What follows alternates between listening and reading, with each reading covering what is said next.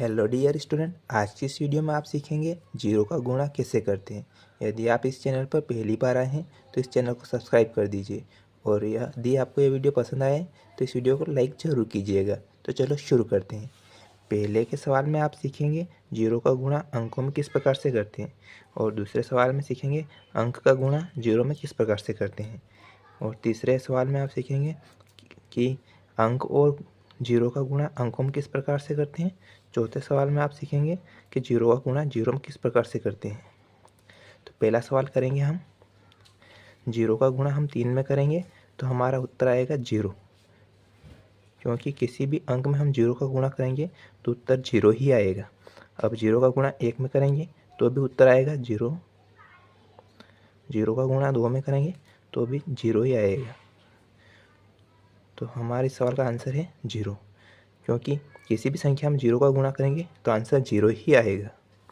अब दूसरा सवाल करेंगे, इसमें हम 3 का गुणा जीरो में करेंगे तो इसका भी आंसर जीरो ही रहेगा, क्योंकि जीरो में किसी भी अंक का गुणा करेंगे तो आंसर जीरो ही आता है। तो 3 का गुणा फिर से जीरो में करेंगे तो जीरो ही आएगा और 3 का गुणा 2 में करेंगे तो इसका आंसर आएगा 6। तो 200 में हमने 3 का गुणा किया तो हमारा आंसर आया 600। अब हम करेंगे जीरो का गुणा हम 4 में करेंगे तो इसका आंसर आएगा जीरो। जीरो का गुणा 3 में करेंगे तो इसका भी आंसर आएगा जीरो। जीरो का गुणा 1 में करेंगे तो इसका आंसर भी आएगा जीरो।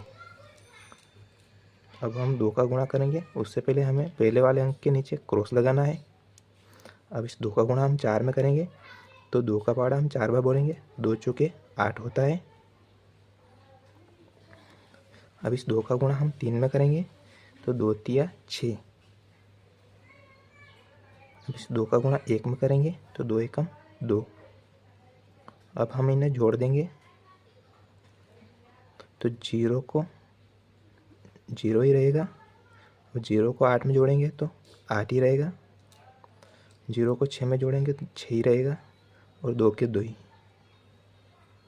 अब इस वाले सवाल में हम पहले जीरो का गुणा इसमें करेंगे, फिर इस 3 का गुणा इसमें करेंगे। तो जीरो का गुणा जीरो में करेंगे तो जीरो ही रहेगा, क्योंकि जीरो का गुणा जीरो में करते हैं तो जीरो ही आता है। अब जीरो का गुणा हम जीरो में करेंगे तो जीरो ही रहेगा।